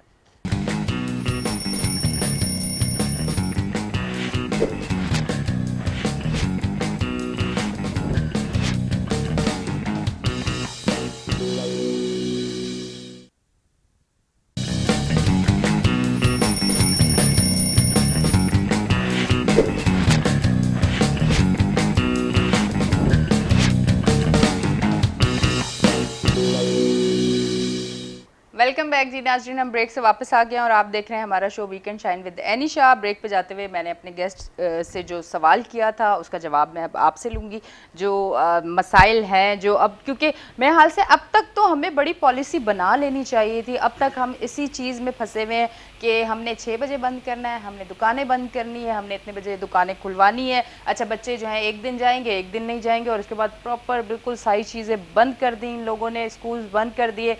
तो ये सिस्टम कब बनेगा? मतलब अब इतना टाइम हो गया है, ये कब बनेगा? मतलब अच्छा, इसमें ये है कि देखें जो अब फॉर्मेट है हमारे सामने, एक गवर्नमेंट की जो है वो नेशनल लेवल पे कमेटी है जिसको असद उमर साहब हेड करते हैं, और दूसरे फिर सिंध में हमने देखा कि एक कोरोना टास्क फोर्स भी बनी हुई है, ठीक है, तो वो टास्क फोर्स जो है वो अपना इजलास भी करती है। अच्छा, ठीक है। लेकिन जो फेडरल लेवल पे कमेटी है और जैसे एजुकेशन के हवाले से बात होती है तो शफकत महमूद साहब उसको ऐड करते हैं, लेकिन चारों सूबों के और आज़ाद कश्मीर और गिलगित बल्तिस्तान के भी जो मिनिस्टर हैं एजुकेशन के, वो भी ऑन बोर्ड होते हैं। तकरीबन हमने देखा है कि जो इस तरह की नेशनल मीटिंग होती है उसमें जो गुफ्तगू हो रही होती है या उसकी जो फाइंडिंग्स आती हैं उसमें तो बड़ा अच्छी एनर्जी होती है, बड़ा अच्छा एक होता है, लेकिन बाद में जब वो वहाँ से बाहर निकलते हैं तो फिर जो है वो अपनी अपनी जुबान बोलना शुरू करते हैं, फिर वो पॉलिटिकल एंगल आ जाता है। हाँ।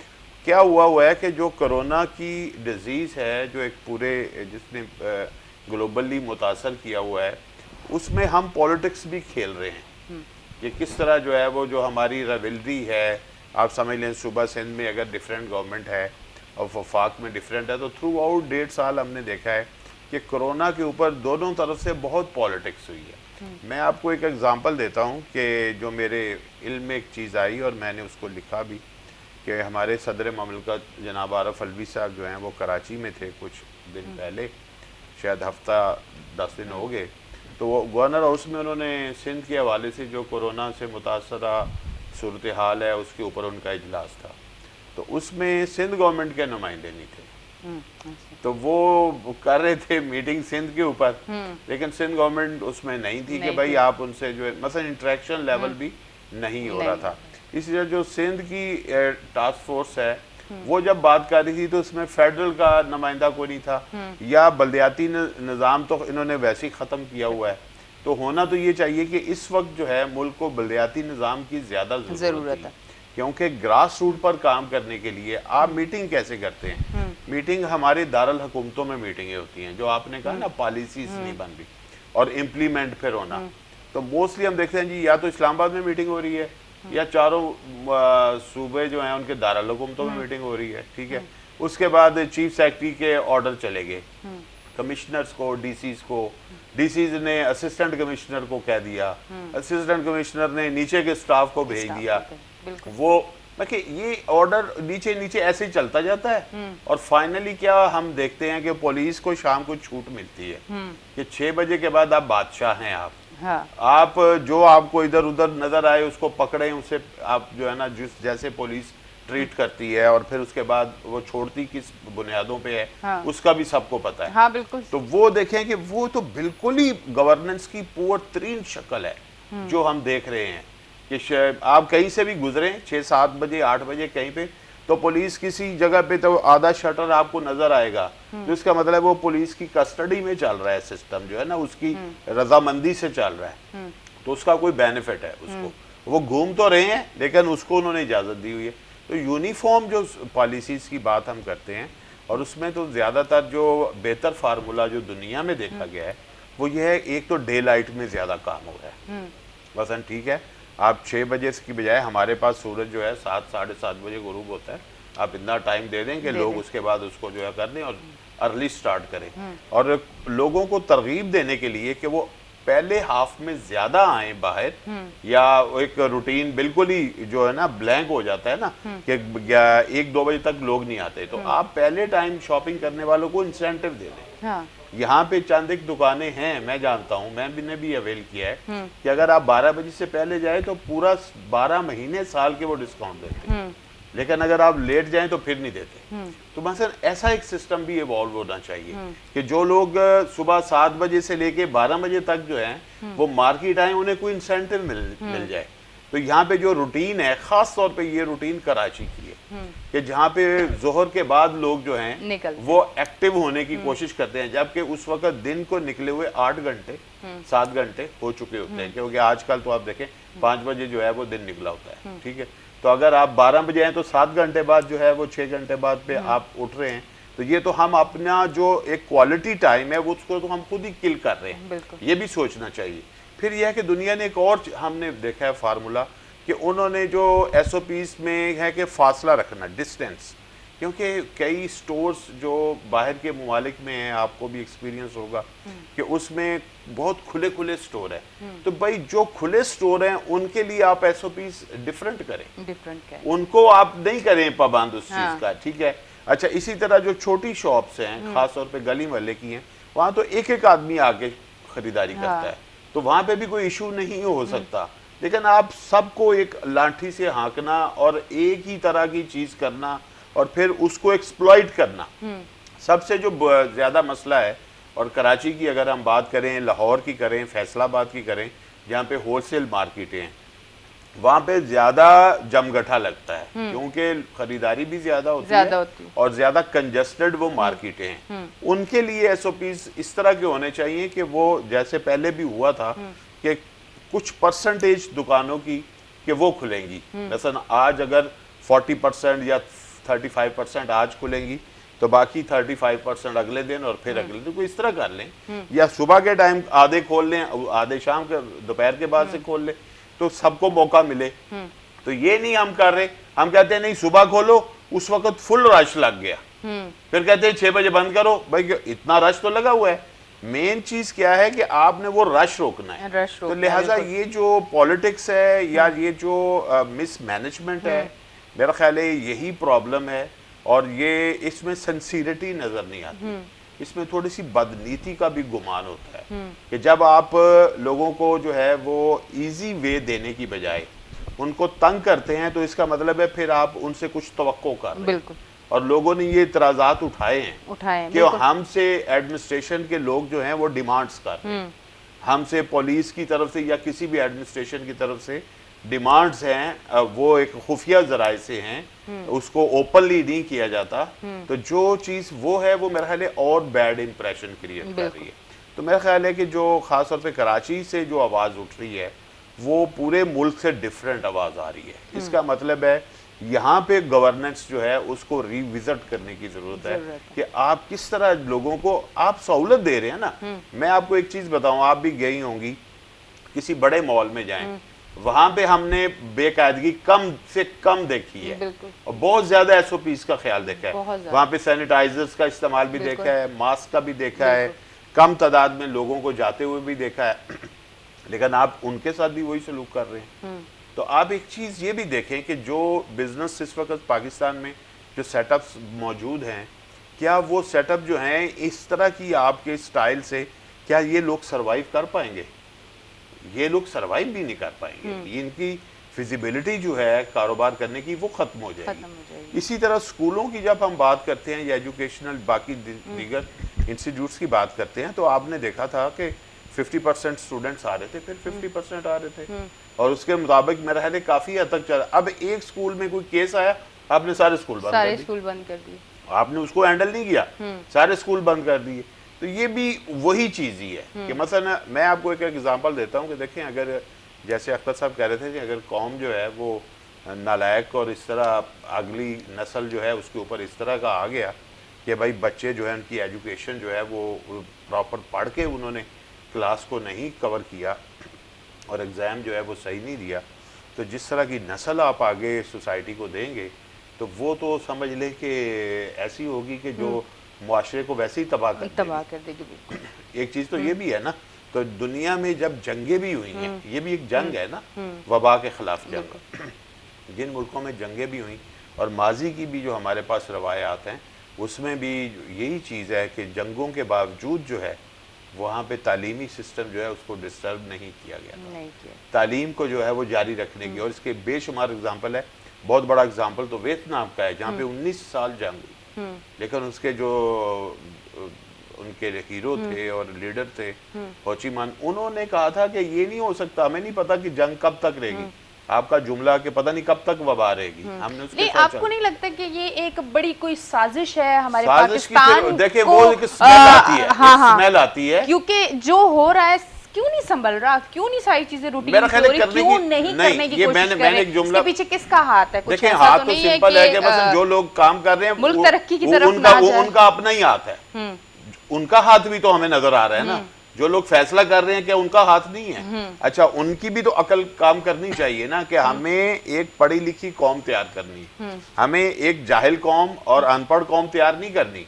और जो ऑनलाइन एजुकेशन का सिस्टम है ना, देखिए ये सीनियर क्लास तक तो कम से कम जो है वो चल जाता है, क्योंकि उस वक्त एक जिम्मेदारी भी पैदा हो जाती है। अभी जो मेरा ख्याल है मास्टर कर रहे हैं बच्चे या ग्रेजुएशन कर रहे हैं, तो उनको तो एक थोड़ा सा उसके अंदर एक जिम्मेदारी आ जाती है कि हमने पढ़ के पास होना है। ऑनलाइन पेपर भी जो वो दे रहे होते हैं उसमें वो पढ़ के पास करने की कोशिश कर रहे होते हैं, लेकिन आप स्कूल के बच्चों को कहें कि ये ऑनलाइन पढ़ें, तो वो माएँ पकड़ के एक बच्चे को उठा के इधर लाती हैं, वो बच्चे के हाथ में मोबाइल है, वो साथ साथ गेम खेल रहा है, तो ये तो एक बिल्कुल आपने ऐसा कर दिया कि जब साहब से पूछेंगे कितनी आगे एक साल अगर बच्चे ने इस तरह गुजार लेता है, आप देखें जब 3 महीने की छुट्टियां गुजार के बच्चे जाते हैं तो उसके बाद क्या सूरत हाल होती है कि जाने को दिल नहीं कर रहा होता। अभी भी नहीं दिल कर रहा। तो अगर आप 1 साल तक बच्चे को इस तरह के फेज में रखते हैं तो उसके बाद तो उसका बिल्कुल ही जो है वो पढ़ाई से दिल उचाट हो चुका होगा, या उस तरह की वो कंसंट्रेशन उसको हासिल करने में टाइम लगेगा। मेरा ख्याल है कि अभी जब स्कूल लगेंगे प्रॉपर तो बच्चों की और अच्छी खासी काउंसलिंग करनी पड़ेगी। बिल्कुल जी, कॉलर भी हमारे साथ कॉल लेते हैं। अस्सलाम वालेकुम। वालेकुम अस्सलाम मैम, बहुत अच्छे मौजूआत पे आप गुफ्तगू कर रही हैं मैम ऐनी, और मैं थोड़ी सी बात में इजाफा करना चाहता हूँ, मुझे चंद सेकंड ज़्यादा चाहिए जी। मैम देखें, बात दरअसल ये सारी एजुकेशन और स्कूलों की बात हो गई, सर आंखों पे भाई साहब ने बहुत अच्छी बातें की, बड़ा दिल खुश हुआ, मगर एक बात रह गई कि 2 साल से तकरीबन स्कूल बंद है, 3 साढ़े 3 महीने बच्चे स्कूल गए, मगर स्कूल माफिया का रवैया फीस के हवाले से बिल्कुल अटल है, वो 1 रुपया भी डिस्काउंट या कम करने को तैयार नहीं।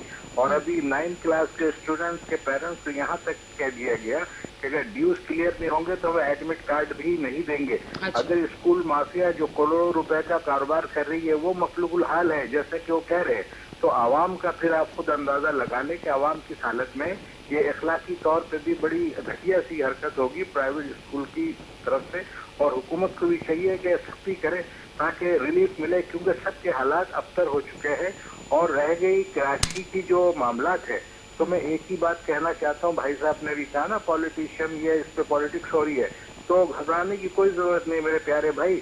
अगर इन चीजों पे कोई पॉलिटिक्स करता है तो अल्लाह पाक इससे बड़ा अजाब क्यों करना उन पे भेजे, ये तो अल्लाह के हाथ में है, तो इस चीजों से परहेज करना चाहिए।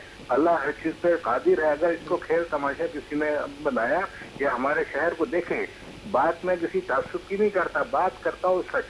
कराची इतना रेवेन्यू देता है, उसका 4 आना भी आप कराची पे नहीं लगाते, और तो उसका तमाशा ये है कि जब लॉकडाउन का टाइम खत्म होता है तो क्या रवैया इनका होता है अवाम के साथ, ये हकत आमेज है। अंग्रेज के जमाने में जज के सामने किसी पुलिस वाले ने उसको थप्पड़ मारा तो जज ने फौरन ऑर्डर दिया कि इसको थप्पड़ मारा जाए, तो उस मुजरिम ने उनको थप्पड़ मारा, और जज ने कहा ये काम हमारा है कि हम सजा दें, उस पर कैसे अमल दरामद हो, आप जज नहीं है। तो बहुत कुछ सोचना और समझना पड़ेगा, वरना कहते हैं ना कि दुनिया की क़यामत दूर सही मगर अल्लाह की क़यामत जो है वो बहुत नज़दीक होती है।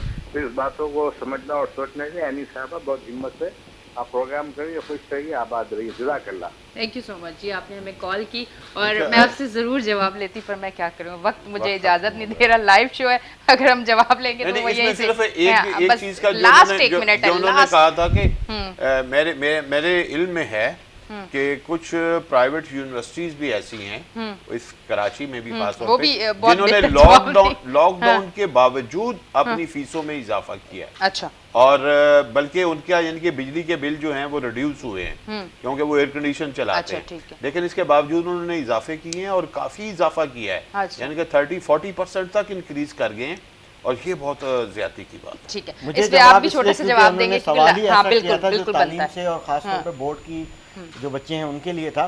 देखिए एक बात भूल गए, ये फीस का रिबेट या उसका बेनिफिट तो मांग रहे हैं, ये भूल गए कि 25A आर्टिकल के तहत जो है वो गवर्नमेंट हमें फ्री एजुकेशन दे। हाँ। ये भी तो डिमांड करे अवाम। हाँ। अवाम डिमांड ही नहीं करती। कानून के अंदर है कि आपके पाकिस्तानी शहरी के जो बच्चे हैं उनकी मयारी तालीम गवर्नमेंट की जिम्मेदारी है, फंडामेंटल राइट है। तो उसका तो डिमांड कर नहीं रहे। क्या बोर्ड को जो फीस जमा कराई थी पिछले साल और सिर्फ एक सर्टिफिकेट पास का मिल गया था, तो बोर्ड से फीस वापस लेने के लिए जो अरबों रुपए बनती है, अरबों रुपए बनती है पूरे पाकिस्तान के तमाम बोर्ड की, उसकी डिमांड की इन्होंने। तो मैं ये इनसे ये गुजारिश करूंगा या आवाम से ये गुजारिश करूंगा कि आप हुकूमत से अपना हक मांगे पहले। आप स्कूल वाला बेचारा पहले ही उसको पास फीस नहीं है, 85% रेंटल बिल्डिंग होती है, उसको किराया देना होता है, टीचर को सैलरीज देनी होती है, पता नहीं क्या कुछ करना होता है। बोर्ड ने तो आपको पासिंग सर्टिफिकेट दे दिया, ना एग्जामिनेशन सेंटर थे, ना वहाँ पर कॉपी की प्रिंट करानी पड़ी, ना क्वेश्चन पेपर, तो वो सब कुछ अखराजात उनके बच गए। आपने उनसे अपना हक नहीं मांगा। पिछले साल वाली फीस में ही उनको कहते हैं इस साल अकोमोडेट कर लें, इस साल बगैर फीस के हमसे फॉर्म ले लें, वो भी नहीं ले सके। तो अपना जो सही जगह आवाज़ उठानी होती है वहाँ ये ज़रूर उठानी चाहिए, और उठा क्यों नहीं रहे, ज़रूर आवाज़ उठाएं। बहुत बहुत शुक्रिया, आप हमारे शो पे आए। शो का टाइम जो है बिल्कुल ख़त्म हो रहा है। जाते जाते एक बात ज़रूर कहूँगी कि ये डिमांड हमें गवर्नमेंट से करनी चाहिए, और गवर्नमेंट को चाहिए जो इस मुश्किल वक्त में जो लोग बेरोज़गार हुए हैं उनके घर में जो है वो रोज़गार किस तरह से आएगा, जिन लोगों के घर के रेंट वो लोग नहीं दे सके वो किस तरह से दे। हम लोग टैक्स पे करते हैं, तो हमारा जैसे दुनिया भर में टैक्स अगर वहाँ दिया जाता है तो वहाँ पे उन लोगों को अगर किसी की जॉब नहीं है तो उनको मंथली जो है वो राशन भी मिल रहा है, पैसे भी मिल रहे हैं, सब कुछ मिल रहा है।